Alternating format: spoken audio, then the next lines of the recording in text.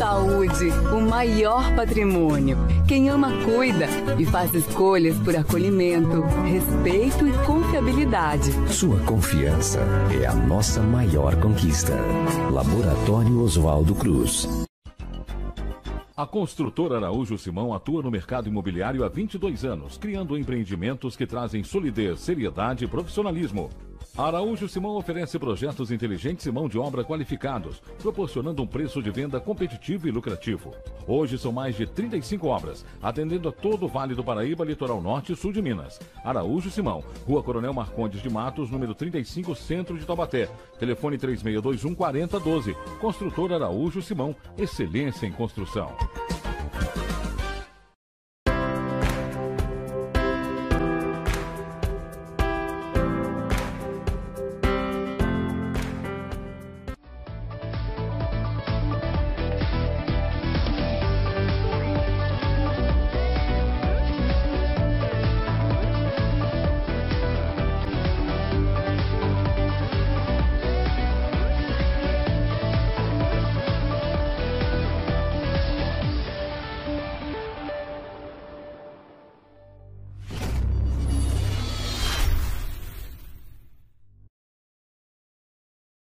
Boa noite, telespectadores da TV Cidade. Muito orgulho, com muita satisfação, iniciamos mais um bate-papo com o Chico Erin nessa sexta-feira, quando já vamos encerrando, né, o último dia útil de setembro de 2018, a menos de 10 dias da eleição, e a gente tem a honra de receber aqui. Eu gostaria de falar, né, aqui para vocês dois aquilo que eu escrevi nas nossas chamadas, né, quando eu compartilhei, que aqui tinha uma dupla hoje, não sei se vocês chegaram a ver, que aqui tinha uma dupla que faz muito bem para a região metropolitana do Vale do Paraíba. Um de Taubaté, outro de Pindamonhangaba, com dois brilhantes pessoas que prestam um brilhante serviço, e é isso que nós estamos precisando na política. Então, eu queria, a primeira coisa, agradecer o Livelto Vela, agradecer o Igor Cauê, e a gente vai, uma hora aí, a gente vai colocar um pouquinho das coisas no ar.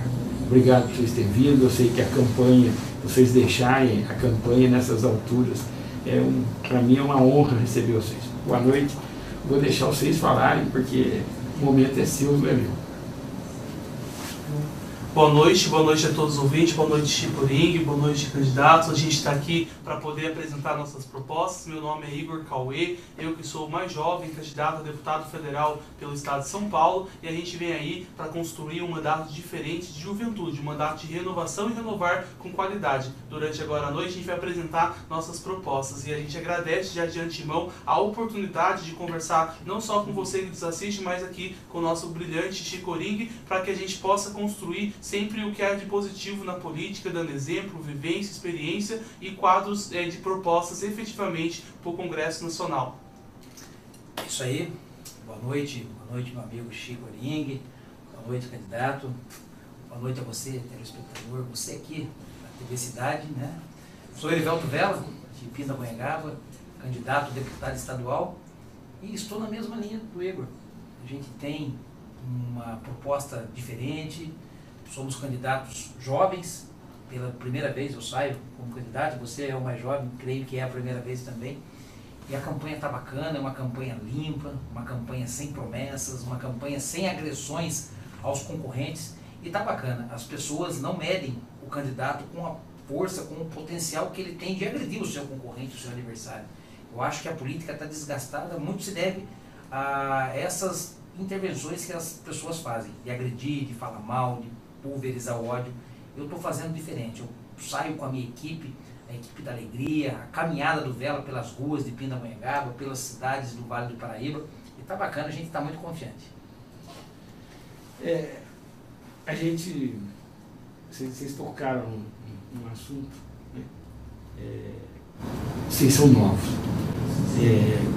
As pesquisas, né, elas falam, né, sempre no branco, fala no nulo, e hoje já existe um terceiro elemento, que é aquele que não quer votar também.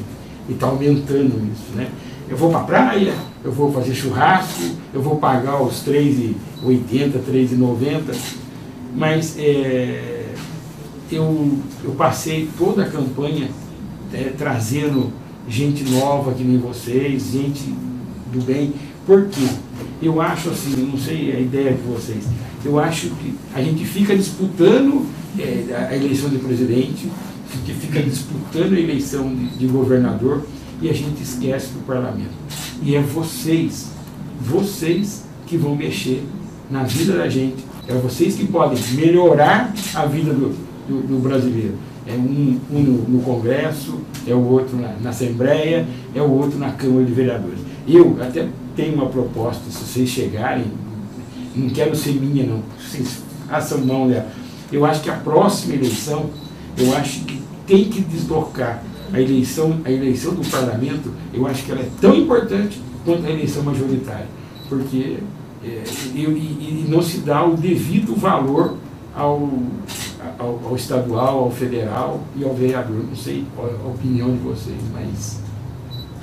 Vamos lá. Então, tratando especificamente sobre o processo eleitoral, é evidente que a gente precisa renovar com qualidade. Renovar com qualidade significa trazer alternativa para o povo brasileiro hoje, que sofre com a falta de desemprego, trazer alternativa para a juventude que falta com a qualidade de ensino e trazer isso com proposta. Dentro de nossa construção de mandato popular, eu proponho a construção de um único mandato. Sabe por quê? Porque eu não acredito no processo de reeleição. Porque hoje o processo de eleição, infelizmente, por grande maioria do Congresso Nacional, tem perpetuado o que há de pior na política brasileira. Sim. É momento da classe política passar a dar exemplo ao povo brasileiro. É momento de nós olharmos e reduzirmos sim o número de deputados, discutirmos as verbas salariais de deputados e discutirmos os avanços das pautas do Congresso, conveniado com diminuição de gastos dentro de gabinetes, e isso para iniciar um processo transparente e inovador na política. Além disso, é preciso fazer reformas políticas e estruturais que estão ligadas exatamente com a representatividade. Hoje, se nós olharmos o Congresso Nacional, dos seus 512 deputados, mais de 300 estão ali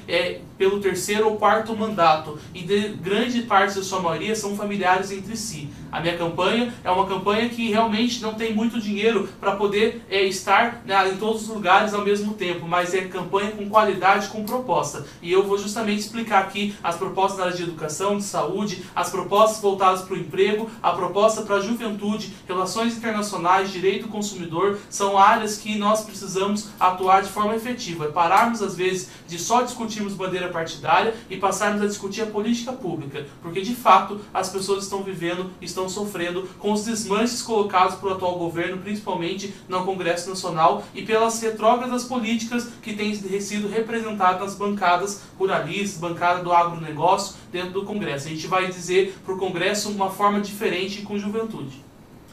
Bacana. Eu sou presidente do Diretório Municipal do Partido dos Trabalhadores em Pinda, porém eu tenho uma opinião um pouco diferente do meu amigo, do candidato. Eu vejo que a política não pode ser meio que robótica, ela não pode ser meio pragmática, com proposta, com isso, com aquilo. São segmentos de classe. Sim. Você citou a área ruralista, o pessoal da bala, o pessoal da Bíblia, o pessoal disso, aquilo. Eu sou presidente de sindicato. Eu tenho feito uma campanha andando na rua. Chico, eu ando 8 km por dia. Hoje de manhã eu estava em Guaratinguetá e agora à noite eu estava no bairro de Pindamonhangaba, saúdo aí o pessoal da Zona Leste, e a gente anda nas ruas. E lá eu vejo a realidade, lá eu vejo a necessidade, lá eu vejo o que o povo realmente quer. E eu vejo que muitos políticos não vão à rua. Sim. Tem muitos candidatos de Facebook, sim, candidatos de redes sociais, candidatos que ficam sentados atrás de um teclado, candidatos bons de discurso, mas não sabe o que o povo está sofrendo. Eu fico impressionado que em pleno século XXI ainda tem pessoas que não sabem que o Haddad é candidato a presidente. Eu ando na rua e as pessoas falam, e aí, Vela, e o Lula? Eu falei, o Lula está preso, o candidato do PT é o Haddad. É o Haddad. Tem pessoas que não sabem quem é o Haddad. Tem pessoas que não têm o que comer. Tem pessoas que têm a sua energia elétrica cortada, está com a água cortada, está na miséria. Não vai ter internet. E olha que a periferia de Pinda, eu creio que Taubaté também é assim. é muito, mas é muito desumano. E é lá que eu estou fazendo a minha campanha. É lá que eu estou sentindo, que eu estou vendo que realmente necessita a população. Necessita de carinho, necessita de políticas públicas voltadas para ela. É a política da desigualdade, né, que o PT sempre pregou, que fez aquela sua plataforma de campanha. E eu não sou, eu tenho as minhas propostas, que é a plataforma principal, o desenvolvimento econômico, atrair indústria para nossa região, para o Vale do Paraíba, que já chegou a ser a terceira região mais rica do Brasil, e hoje a gente está perdendo espaço. É uma região muito grande, 2 milhões de eleitores, para ter 2 deputados estaduais e 2 federais é muito pouco. Muito pouco. Muito pouco. O nosso povo precisa realmente analisar com mais carinho essas possibilidades, principalmente de candidatos de outras regiões que vêm aqui ao Vale do Paraíba, capitaliza o nosso voto e depois não volta. Isso é lamentável. E a minha principal campanha é a rua, é sentir o que o povo quer, o que o povo faz. E o deputado federal, o deputado estadual, não adianta. Eu falo isso no olho da população. Eu falei hoje com 500 pessoas, bati palma em 500 casas. Eu olho no olho e falo, não vou fazer promessa, porque um deputado ele pode apresentar um plano de governo com várias propostas, com várias promessas. Um parlamento não consegue fazer. O parlamento não consegue. Eu posso muito bem, Chico, chegar numa região aqui de Taubaté, numa região de Pinda, saber da necessidade da região e falar para os moradores, falar para os habitantes da cidade o que eles querem ouvir. Olha, a minha proposta é isso, aquilo, e realmente não consigo fazer. Tem toda uma articulação lá dentro, eu sei como funciona o movimento sindical, eu já tenho aí 15 anos de experiência nas articulações, nas negociações, na presidência de uma entidade muito representativa em Pinda. Eu represento hoje 24 mil pessoas, eu falo isso, são 8 mil diretos na base, mais as famílias. Eu sei que não é a força de um deputado que ele consegue apresentar as propostas. Daí, Igor, fica esse descaso com a política. Deus queira, um candidato jovem, um candidato representativo, seja eleito. Torço para que você seja eleito. Mas muitas das suas propostas que você está propondo hoje, está apresentando para a população, você não vai conseguir fazer. Aí vai chegar daqui a 4 anos, você vai estar com aquele papel, que você vai lutar, você vai articular, mas o nosso sistema é muito cruel.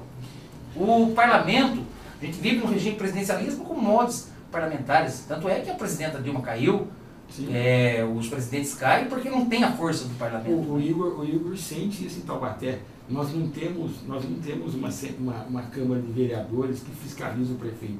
Nós temos uma Câmara de Vereadores que fala amém e que agradece o prefeito toda a sessão. Obrigado, prefeito, porque ele pôs asfalto. Obrigado, prefeito. Aqui não tem discussão? Não tem discussão. O Igor sabe o que eu estou falando. Sei. Então vamos lá. Eu gostaria de explicar um pouco para as pessoas, né, por que eu sou candidato a deputado federal, né? Eu chego aos meus 22 anos de idade, mas eu tenho 10 anos de vida pública. Iniciei lá com 12 anos de idade no Grêmio Estudantil, fui jovem embaixador brasileiro para discutir questões de sustentabilidade, estive na Rio+20, fui para a ONU, depois eu participei de atividades dentro do Conselho de Educação, fui mais jovem, estar dentro do Conselho Municipal de Educação, depois fui reeleito no Conselho Municipal de Educação, estou eleito Conselheiro Municipal de Cultura e presidente do Conselho Municipal dos Direitos da Criança e Adolescente de Taubaté. Mas dentre essas funções, já fui presidente do Fórum Permanente da Juventude, já estive à frente aí de trabalhos voltados nas questões de saúde pública, principalmente com a pessoa com câncer, porque dentro da minha casa eu já passei por essa realidade, e hoje eu sou candidato porque acredito que temos que ter 3 realidades. Uma que é a experiência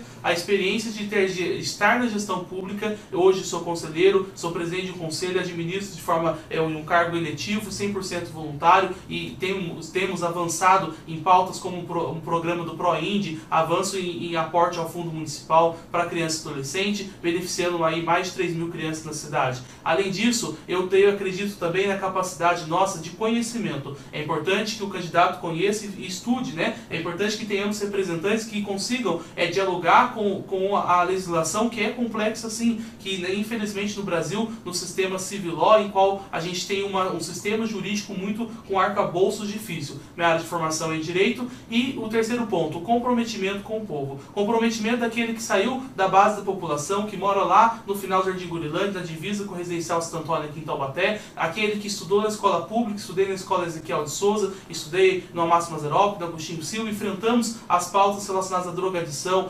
enfrentamos a realidade hoje do jovem não ter curso técnico, não ter trabalho, ou quando tem universidade não tem financiamento estudantil, e tudo isso a gente tem proposta para alterar. eu vou dar a oportunidade para o candidato falar um pouco dele também, mas é sempre importante a gente iniciar por pautas. A primeira delas é estabelecermos a reforma tributária.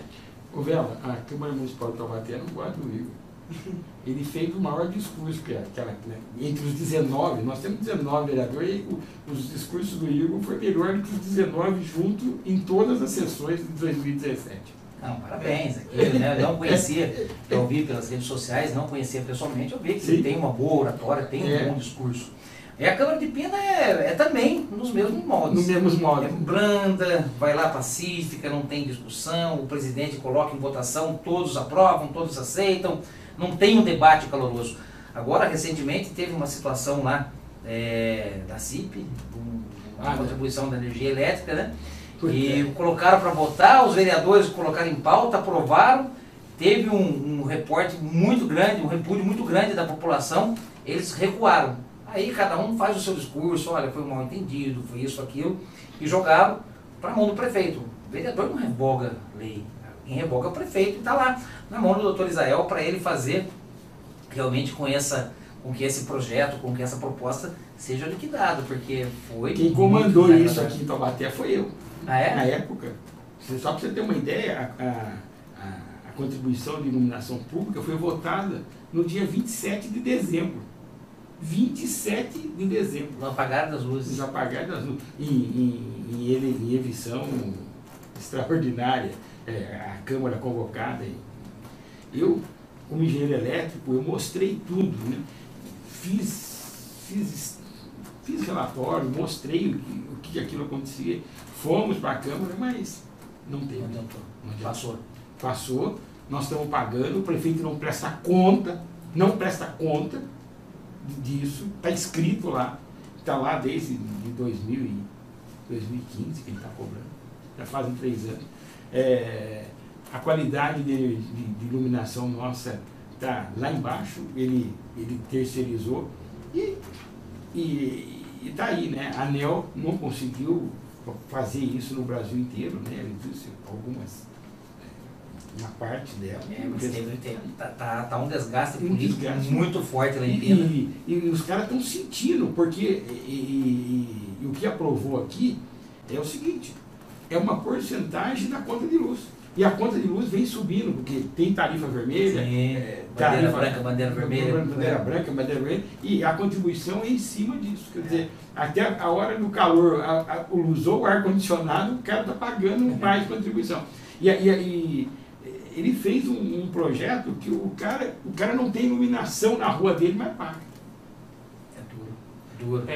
Quando a gente trata do legislativo, né, em especial o legislativo municipal, há uma grande ainda falta de consciência a respeito dos debates. É muito importante que nós reforcemos que Câmara Municipal tem que debater quando forem, às vezes, necessárias com o povo, em audiência pública, em consulta pública, as pautas como transporte público, saúde pública, mobilidade urbana, as pautas de educação, tem que ser debatido. Não basta instituir um modelo de Câmara de participação em que só o secretário tem a vez e voz e a população tem 2 minutos de fala. Mas tratar de Câmara Municipal ainda é uma realidade que está relacionado a muitos interesses locais, né? Mas eu me preocupo ainda mais do que só a Câmara Municipal como a de Taubaté. Me preocupo com a realidade da Câmara Federal. Nossa Câmara Federal hoje, que tem pautas muito retrógradas. A exemplo disso, está sendo votada a PL do veneno. PL essa que quer alterar a proibição aí de produtos orgânicos na mesa do brasileiro e trazer para a mesa do brasileiro o produto manipulado geneticamente através da transgenia e também do agrotóxico.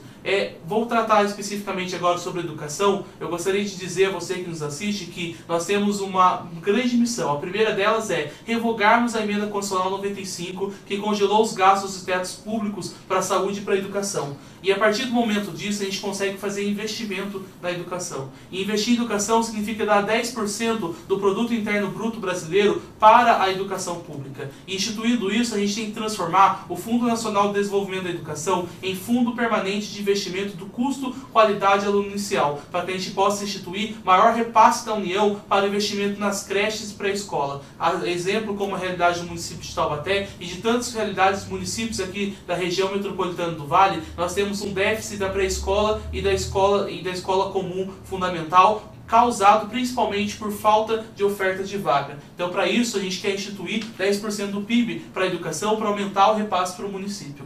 Além disso, nós precisamos cuidar do aluno que está no ensino médio. Antes de tratar especificamente dele, tratarmos da reforma do ensino médio, que trouxe uma característica de reforma profissionalizante para o aluno. E essa característica ela tem que ser pensada setorizada. Não dá mais para instituir uma base nacional curricular comum como foi imposta, sabendo que hoje o estudante não tem atrativo para estar na sala de aula. O estudante deixa de estar na sala de aula porque precisa trabalhar e auxiliar seus pais. A gente precisa investir na possibilidade do primeiro emprego através da ampliação da lei de jovem aprendiz, o preenchimento das vagas de estágio, a cobrança em cima do poder público da contratação desse jovem aprendiz. A gente precisa instituir um programa de bolsa auxílio para que seja opção de curso profissionalizante ou para o nível superior, através de experiência que o estudante possa se dedicar exclusivamente para a educação. Dentre minhas propostas para a educação está instituir 10% da moratória para o FIES, porque hoje o financiamento estudantil, Chico, ele trata especificamente de uma parcela da população que tem uma renda mais baixa e que acessa a universidade privada. E quando acessa a universidade privada, ele não consegue, às vezes, pagar quando termina, que é aquele período de um ano e meio que ele tem para pagar. Sabe por quê? Porque não tem emprego.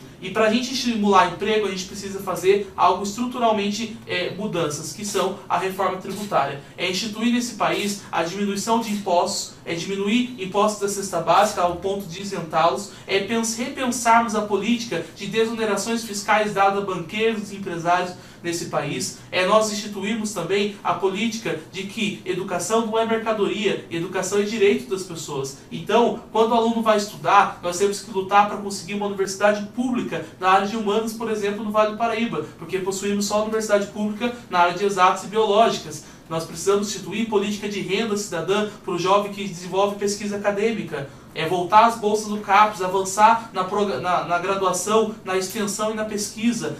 Política de habitação, seja ela por meio de república ou por moradia individual para o estudante, tudo isso faz parte de pacotes de medida que 10% do PIB na educação irá viabilizar. Bacana. Conquistou até meu voto. Bacana, isso que é legal, a juventude, né? 22 anos, 22 anos, um cara novo, com muito potencial, com muita boas vontade. Isso é interessante na política, né? A gente sabe que não é tão simples, eu falo isso para as pessoas, as negociações, as articulações, as correntes, as maiorias, as minorias que ocorrem dentro de uma assembleia, dentro de um congresso, não é tão simples. Repito, que eu tenho um plano de governo, eu tenho as minhas propostas estabelecidas lá na minha campanha, mas eu deixo claro para a população, como principal plataforma é o desenvolvimento econômico, como eu citei, é fazer políticas de incentivo para que as indústrias venham para a nossa região. E eu falo para as pessoas nas casas, nas ruas, que eu vou tentar porque eu posso passar 4 anos e não conseguir atrair uma indústria aqui para a região do Vale do Paraíba. E eu deixo bem claro isso, porque na rua a população está desgostosa. Está desgostosa com filosofia, está desgostosa com discurso, está desgostosa com o que tem de podridão na política. Em relação à reeleição, eu sou a favor da reeleição, como meu amigo aqui falou, é um posicionamento dele, desde que o candidato tenha um compromisso, o candidato ele tenha um trabalho, ele tenha... Você falou que é contra, né? Contra. Um candidato que tem um compromisso com o povo, um candidato honesto, um candidato que realmente fez, ele merece ser reeleito. Agora, a eleição hoje ela é dinheiro. Uma eleição hoje ela é muito cara. Uma eleição hoje ela é visual. Uma eleição hoje é grana. E quem não tem, ainda fica na mão desses deputados que estão em mandato, que tem poder aquisitivo, que fez algumas coisas, que pode estar lá sobressaindo esse candidato de primeira viagem. No fundo, essa é a primeira eleição oficialmente do fundo partidário. Tu conseguiu chegar alguma coisa para vocês? Para mim não vem nem um centavo. Deputado estadual, creio que nenhum recebe. Deputado federal, conforme o mandato, conforme algumas linhas de corte que é estabelecido dentro do PT, é assim. Quem está no mandato tem um percentual, e tem alguns escalões, e deputado estadual não tem fundo partidário. E eu vi alguns deputados federais do PT que pegou R$8 mil, R$9 mil. Tem candidatos que pegou valores bem maiores, que estão no mandato. É uma situação, é um debate também muito crítico em relação ao fundo partidário. Hoje é proibido o financiamento público, o financiamento privado. O financiamento privado. As empresas não podem mais fazer doação física. Só doação física. Daí ela limita muito a pessoa a fazer doação física. E com o fundo partidário, a ideia era acabar com a... E ela tem uma porcentagem do que ela ganhou para poder doar. Tem um percentual para doar. E candidatos que já estão no mandato têm muito mais vantagens em cima de quem está apresentando um nome, apresentando uma proposta, porque ele já tem aqueles vícios no mandato. E quando chega na eleição, é lógico que eles vão estar bem acima da nossa candidatura. E isso é muito lamentável, porque o que se criou em relação ao fundo partidário foi uma coisa diferente, que se você pôr em prática, ela elimina muito, mas muito Caixa 2, elimina muito indícios de corrupção. Você vê aí a Friboi, você vê aí essas empresas que estão envolvidas, muitas delas empresas privadas, que fizeram doações para a campanha, que hoje não pode mais. Tem um fundo partidário, mas aqueles vícios que a Lava Jato pegou deve ser extinto daqui para frente com a aplicação do fundo partidário. Tratando-se de reforma política, né, nós temos proposta também para a área da política dentro da reforma. Primeiro, que é estabelecer o fim do foro privilegiado. É evidente que hoje os deputados não dá mais para ter tanto foro privilegiado e privilégios que não chegam a ser moral diante da realidade do povo brasileiro. Nós precisamos instituir a lei de declaração anual de bens de candidatos, seja eles eleitos ou comissionados, que estejam durante o mandato, para que eles possam evidentemente declarar e mostrar isso para a população, quanto adquiriu bem antes, durante o mandato e após o mandato. É preciso a gente fazer reformas estruturais, instituir no Congresso Nacional uma comissão nacional de discussão do processo eleitoral, para melhor democratizá-lo, seja em termos de televisão, seja em termos de recurso, porque hoje, de fato, fazer campanha como a gente faz, pé no chão, pessoa a pessoa, não é fácil, mas é uma campanha que demanda qualidade, e a qualidade a gente tem a apresentar. O quarto ponto a respeito da reforma política, é necessário que nós façamos reflexão, sim, sobre o fundo partidário. E para isso é preciso se estabelecer um diálogo de consulta pública com a população. Dentro da reforma política, nós avançarmos nas pautas dos conselhos nacionais. Os conselhos nacionais que desenvolvem resoluções passarem a se tratar como leis. Por quê? Hoje uma resolução de conselho nacional, que seja de educação, de saúde, que tem um caráter técnico, não é tratado como lei porque é somente indicativo ao Congresso. E passarmos a transformar em lei, passa a ter força vinculativa.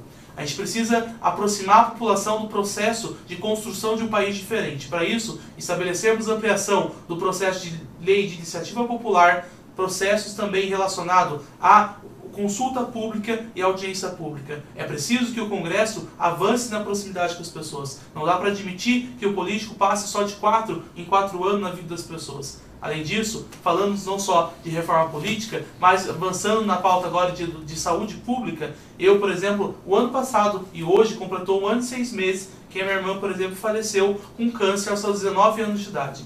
E isso, passei por muitas dificuldades durante o tratamento, porque isso é a mostra de que cada vez mais você depende de favor de político ou depende de a ordem judicial para conseguir medicação de alto custo, tratamento fora do domicílio, e a gente precisa acabar com isso. E para acabar com isso, nós temos medidas. Instituir 3% do PIB para a saúde pública, além da revogação da PEC 95, como já havia dito anteriormente.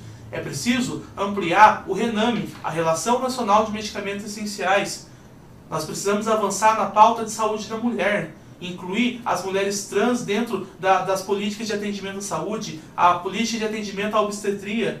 Hoje, cada vez mais, a medicação de alto custo, lista de cirurgias e práticas de alta complexidade, elas estão travadas e as pessoas não acreditam mais na eficiência do Sistema Único de Saúde. E para retomar isso, a gente precisa instituir uma lei de prazos mínimos e protocolos de transparência de quando você, cidadão, der entrada na sua realidade lá de pedido de medicamento, ou você tem um protocolo e tenha prazo para ter resposta. Para efetivamente a gente trazer transparência para as pessoas. Essas políticas são possíveis? Basta mudar nossos deputados. Porque é evidente que o presidente da República não faz sozinho. E os deputados federais é responsável por grande parte disso. Nós precisamos avançar na política de atenção à mulher negra e o negro de modo geral, porque a política de saúde hoje do negro ela é deficiente. tomado por base que o país, mais da metade, é população negra. Nós temos uma quantidade de jovens negros sendo mortos hoje pelo Estado ou por fato de crime. A gente tem que discutir a política de drogas dentro da saúde pública. Aumentar a rede de atenção psicossocial, sabe como? Instituindo parcerias públicos-privada ou estimulando consórcio ou dialogando com o governo para que contrate e amplie o SUAS, o Sistema Único de Assistência Social, para nós termos psicólogos e assistentes sociais nos espaços públicos e privados desse país. Bacana, eu creio que a saúde pública ela está um caos. O nosso povo necessita de políticas voltadas para a saúde.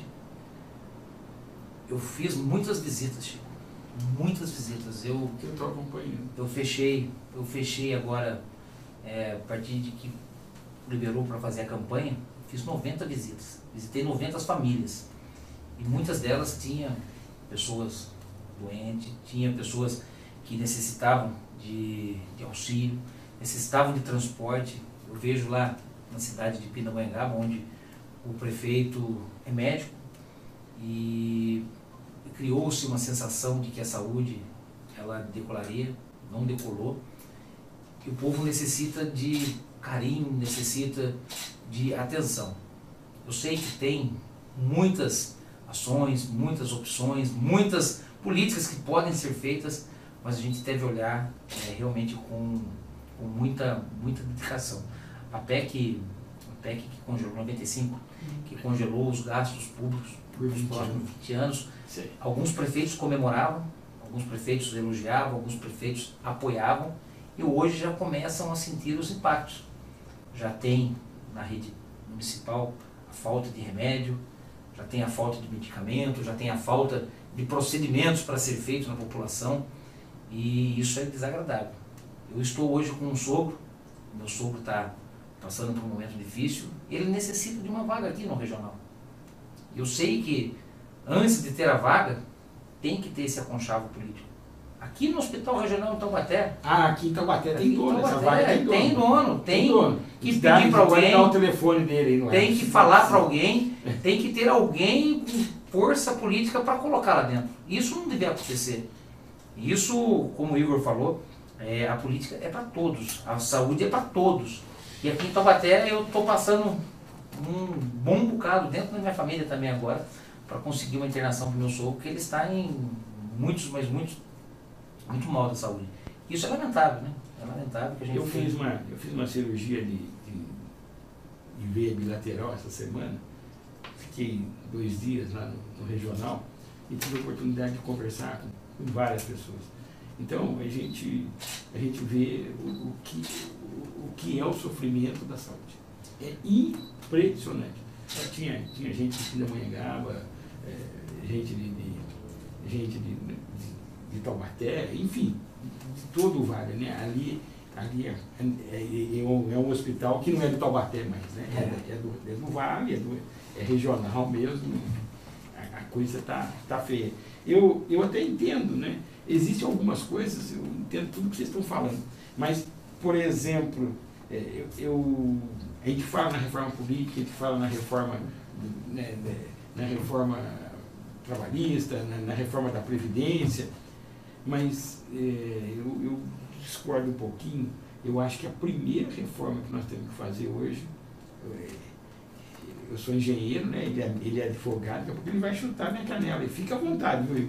Mas eu acho que o judiciário já passou da hora. Eu acho que tem que ser a primeira. Eu acho que um monte de coisa que a gente vem passando, o judiciário tem fala-se do político, mas o judiciário tem culpa nisso diretamente, né? Em tudo. E por quê?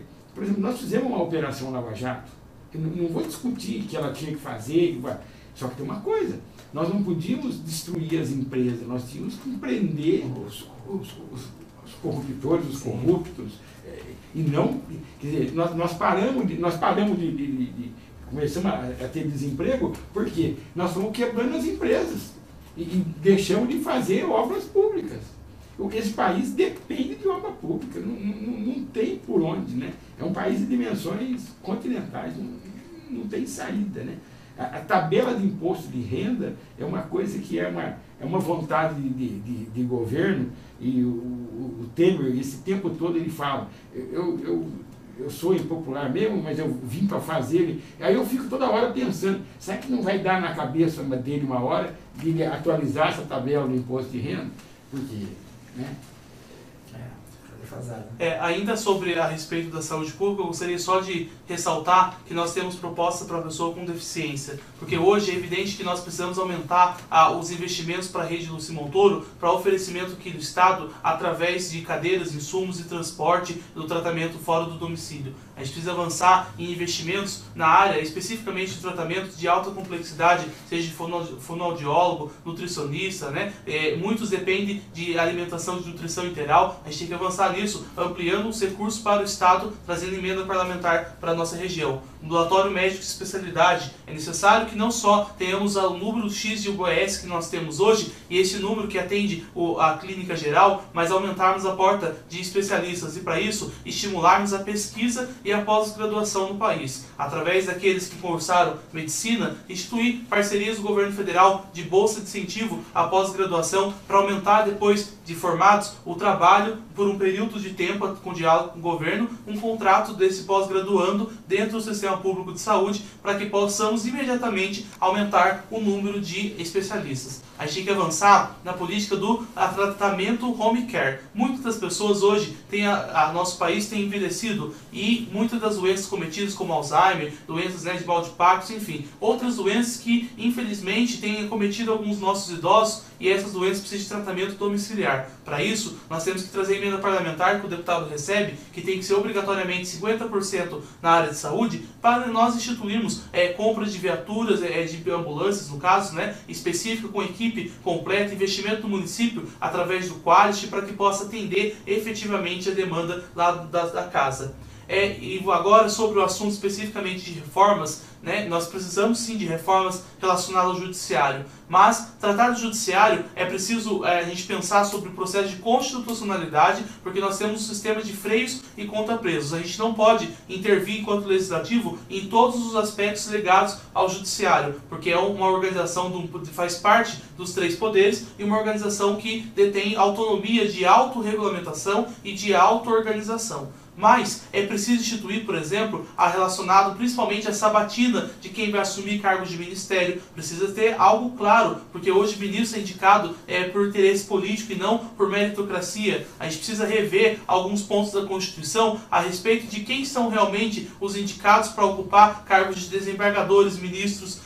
Proibição, por exemplo, de acumulação de cargo e salário, isso tem que ser revisto mesmo. Auxílio moradia, que isso não é moral. Não é moral nem para os políticos, no legislativo, no executivo, e nem para o judiciário brasileiro. E lógico, nós repensarmos e discutirmos junto com a bancada do Congresso e o Ministério Público a respeito dos limites de atuações, como poder atuar, porque nós temos que defender prerrogativas da advocacia, defender prerrogativas do promotor, mas avançarmos uma coisa que é essencial para a vida do hoje do pobre e do brasileiro, na defensoria pública. Infelizmente, cada vez mais que o Estado brasileiro há deficiência, demanda mais atendimento de defensoria pública. E em razão disso, nós precisamos trazer emendas para aumentar o número de defensorias públicas e atender quando você precisa efetivamente. Não só a OAB, mas a própria defensoria pública enquanto instituição. Quando a gente fala de revogação da emenda constitucional 95, permite que nós abrimos porta para abrir concurso público, e para isso é estabelecer plano de carreira em diálogo com o governo do servidor federal, para que ele possa atingir por meritocracia os cargos a que ele pretende. Nós temos propostas ainda, a gente vai avançar em algumas propostas para a cultura, mas eu vou deixar você falar. Chico, só para interromper, em relação à área da saúde, hoje eu estive em Guaratinguetá com o Dr. João Carlos, que ele é candidato a deputado federal, e essa semana eu tive uma grande satisfação de andar com ele. Eu fui para Bananal, fui para API, fui para Lavrinhas, e a necessidade de um hospital regional no fundo do vale. Aquele povo precisa disso, e eu creio que vai desafogar aqui o Hospital Regional de Taubaté, aqui, o próprio São José dos Campos, e ele tem como proposta fazer as articulações, as discussões de construção de um hospital regional para aquela região. Aquela região é abandonada. Aquela região Eu vejo alguns candidatos, alguns deputados, mandar umas emendas de 10, 15 mil reais para calar a boca das pessoas. E lá tem povo, lá tem carinho, lá tem política, lá tem muita necessidade. E às vezes a gente fica enxergando aqui a nossa região, de Pindamonhangaba, de Taubaté, de São José, e eu vejo que aquele fundo do vale está muito abandonado. Abandonado por políticos, abandonado por candidatos, abandonado por propostas. E ele deixou isso.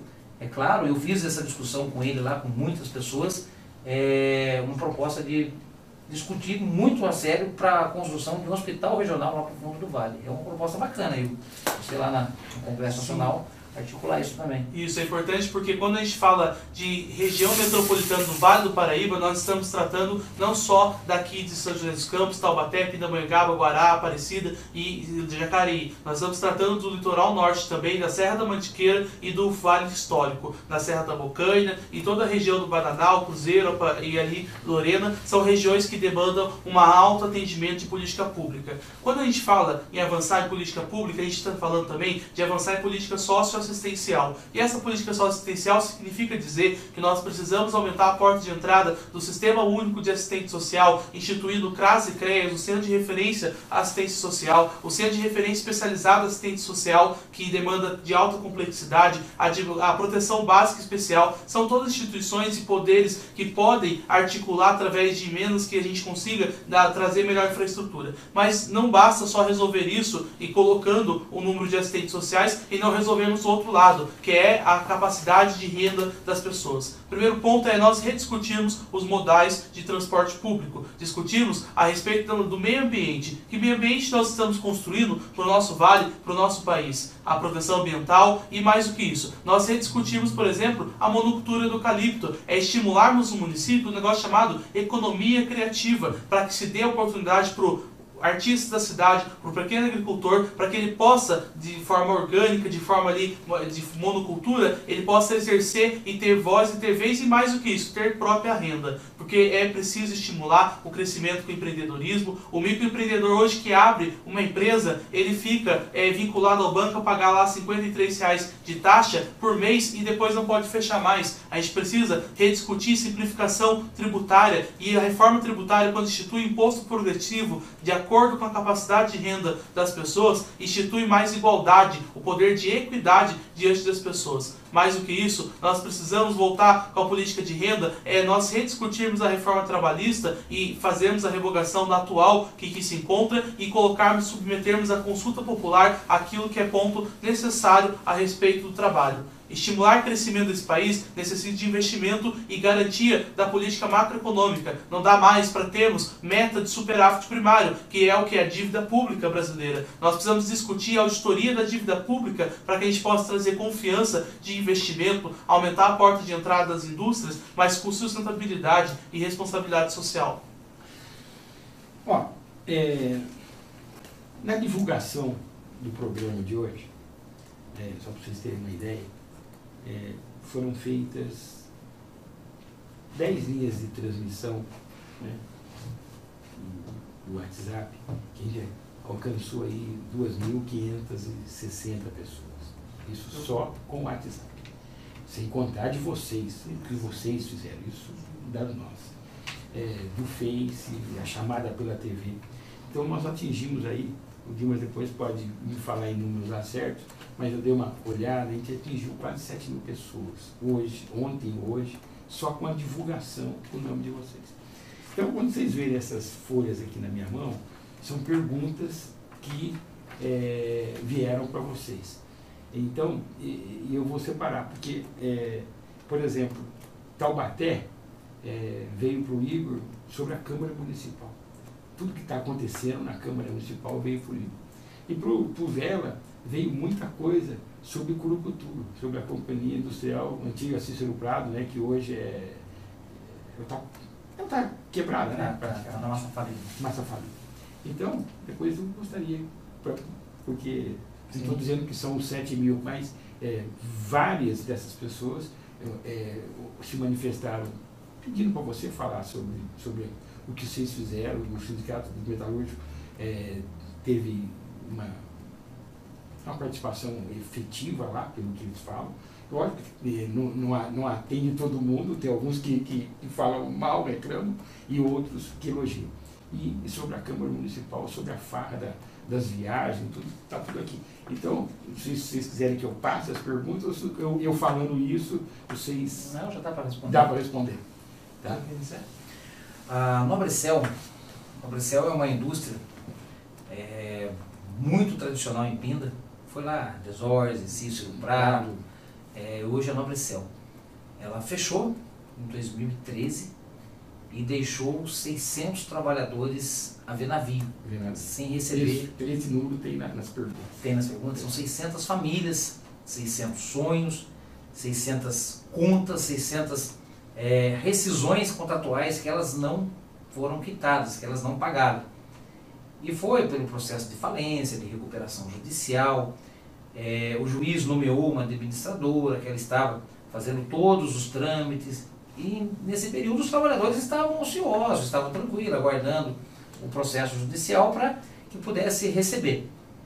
Até determinado ponto teve algumas irregularidades, alguns atos ilícitos que a administradora então fez, o juiz deportou e convocou um outro administrador, e aí os trabalhadores se mobilizaram, os trabalhadores se organizaram, e lá eu, enquanto presidente do sindicato, há 2 anos, estou na luta com esses trabalhadores. Já fizemos paralisações em rodovias, paralisamos ali. Eles falaram tudo isso que você está falando, muitas coisas que você está falando aí, as perguntas estão lá. A rodovia ali que vai até Moreira César, em frente à Nobrecel, 2 atos em frente ao Fórum Trabalhista, fizemos passeatas, chegamos lá, questionamos o juiz, panfletagem na praça, enchemos a Câmara Municipal de Vereadores, reuniões com o prefeito, reuniões com o juiz, reuniões com isso, aquilo. Agora formou-se uma comissão, tem lá uma associação dos trabalhadores, nomearam uma advogada, que ela está lá representando os trabalhadores, e ainda o juiz não se posicionou. O juiz ainda está analisando os autos, está analisando o processo, e é lamentável, porque a cada semana eu participo das negociações, das reuniões com essas pessoas. São 600 famílias, são ali... São 2.500 pessoas. Quase 3.000 pessoas que estão diretamente envolvidas nesse caso. E eu tenho muito carinho com esses trabalhadores, faço as reuniões, participo dos protestos, e a gente, infelizmente, pessoal, dependemos da organização do judiciário, dependemos das articulações dos juízes com administradores, dependemos da justiça. Não dá para fazer, não dá para questionar, não dá para querer antecipar as decisões. Precisamos ter paciência. É duro porque a cada semana, a cada mês, a gente ouve algumas notícias tristes que pessoas faleceram. E ali são sonhos, são vidas, são 30 anos de empresa. Imagina a pessoa trabalhar 30 anos na empresa, ela fecha e não paga os trabalhadores. E tem uma discussão lá política, que tem lá um terreno, tem lá a empresa, tem lá a igreja, tem lá aquela história de Curucutuba que é muito charmosa, né? O Cícero Prado, o fundador, ele construiu a empresa e ele automaticamente fez o vilarejo, fez a indústria, fez o cinema, fez o campo de futebol, e ali tem tudo isso ainda. Ali está tudo em pé. E tem pessoas que querem tombar a igreja, tombar a portaria, tombar algumas áreas, e a gente sabe que se tombar, entrar em processo de tombamento, é difícil de vender. E se não vender, não consegue pagar. E algumas pessoas pedem para que as empresas realmente comprem a Nobrecel, façam com que ela funcione e volte a produzir papel. Só que está defasada, já está maquinário ultrapassado, não dá mais. Mas a gente está aí na luta. O que ele precisar, pode contar com um companheiro aqui. São muitas famílias, e ali passou muita gente por Curucutuba. 1/3 de Pinda tem laços com Curucutuba, ou nasceu, tem familiares, ou trabalhou ali. Ali era referência em relação à empresa, a emprego, né?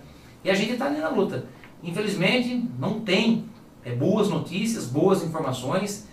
Temos que aguardar os próximos capítulos. Está na mão do juiz, está na mão dos administradores, e hoje vocês se organizaram ainda mais, tem lá uma associação. Pode ter certeza, meus amigos aí da Nobrecel, aí de Moreira César, de Pindamonhangaba, do Vale do Paraíba, que o companheiro aqui está junto nessa luta. Vamos lá, falar sobre Câmara Municipal. Eu não sei ao certo os questionamentos, depois se você quiser ler as perguntas, fique à vontade, mas a Câmara Municipal de Taubaté, nós temos sim, de fato, deficiência a respeito do modo de que se faz as discussões internas. O primeiro ponto que eu discuto é o modelo de audiência pública. Não dá para admitir aquele vidro que separa as pessoas, especificamente da Câmara de Taubaté, dos vereadores. O segundo ponto é o tempo de fala que possui o munícipe e o cidadão que participa da audiência pública e o tempo de resposta que possui do outro lado o representante do órgão público a qual está sendo sabatinado ou que apresenta lá as suas propostas e o metas. Ele está nos últimos 5 minutinhos. Ah, tá. O terceiro ponto é a respeito do número de vereadores. Não, eu não concordo com a bancada do Amém, sinto muito, doa quem doer. De fato, a gente tem que instituir política pública e discutir quantas vezes for necessário. Não dá para ter farra de viagem, porque por isso que eu defendo reformas internas, políticas, mas que possam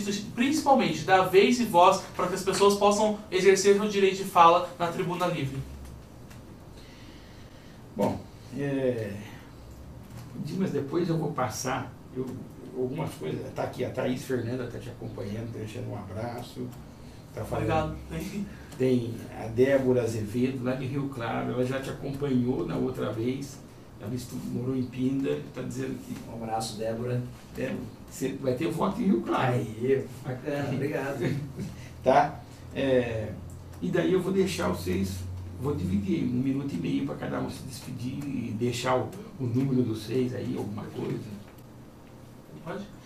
Vamos renovar com qualidade. É momento de nós trazermos moralidade na política, é momento de nós termos transparência do processo eleitoral, é momento da juventude ocupar os espaços de poder e decisão e ocupar com qualidade. É momento de nós termos projeto para que a cultura, para que o desenvolvimento das cidades possam efetivamente trabalhar sobre a pauta da pessoa humana. E para isso, nós temos projeto. Pesquise lá na rede social, meu nome é Igor Cauê, Igor com H, Cauê com C. Pesquise minhas propostas, minha vida pública, eu me preparei e nesse momento me lanço candidato a deputado federal. Talvez as pessoas possam falar, por que votar no jovem? É porque a gente precisa de renovar com qualidade. Meu número é 5087, repito, 5087. No dia lá, 7 de outubro, tenha certeza de que nós, além do dia 7, estaremos juntos na rua, na rede e dando voz a todos que não tiveram voz até este momento. É momento da juventude, a negritude, os LGBTs, a diversidade, os índios, os pobres desse país passar a ocupar espaço de poder e decisão. E é com o meu nome lá no Congresso. Igor Cauê para deputado federal 5087. Bacana, Igor. Uma satisfação, Chico, Igor e a todos os telespectadores aqui da TV Cidade. E deixo aqui um recado. A minha candidatura começou com o anseio e os desejos dos trabalhadores. Sou presidente do Sindicato dos Metalúrgicos de Pinda há 10 anos. Fiz muitas greves, fiz muitas passeatas, fiz muitos protestos. Hoje eu me sinto mais preparado, também sou bacharel em Direito, me formei aqui na Unital, e eu sinto que o diálogo, que a conversa, que a negociação, ela deve prevalecer. E a construção da minha candidatura se deve justamente à vontade dos trabalhadores. Eu fui na base, eu perguntei para os trabalhadores se eles entenderam que era o momento do vela, eles aprovaram, mandaram para a Assembleia. Eu sou candidato a deputado estadual, uma campanha do amor, uma campanha da paz, uma campanha sem atacar os adversários. Há 4 meses estou fazendo campanha, fazendo as visitas, e agora que liberou, eu tenho andado a cada dia em cidades da região. Eu tenho andado muito no Vale do Paraíba, estou conhecendo muita cidade que eu não conheci, fiz muito lugar, muita gente, e a parte da tarde eu ando em Pindamonhangaba. É uma campanha realmente para não esquentar, para não testar o meu nome, é para ganhar, é para representar. A classe trabalhadora, os trabalhadores, os operários, os oprimidos foram massacrados. E a gente está aqui com o nome à disposição. Sou candidato a deputado estadual pela primeira vez. A política está desacreditada, mas eu tenho certeza que a ética, que a vontade, que o amor vai superar o ódio. Não podemos dividir mais uma vez o nosso país. A política é necessária, tem que ser conversada, tem que ser discutida. Sou Elivelto Vela, candidato a deputado estadual 13321. 13321, o candidato que vai representar os trabalhadores, vai representar realmente a classe que mais necessita. Obrigado a todos. Eu termino deixando um abraço para a Débora Azevedo, que faz aniversário dia 3 de outubro. Ela colocou aqui, então dia 3 vai estar no meio da semana. Parabéns, Débora. Deixamos um abraço para a Débora lá. Tá? Gente, muito obrigado por a gente estar aí. Parece que 1 hora é muito tempo, é rápido, foi muito bom. Depois, as perguntas de Curucutuba mais eu posso passar para você, okay. E as da Câmara Municipal também. Muito obrigado pela presença, boa sorte nessa eleição, e a população precisa de gente como vocês. Obrigado.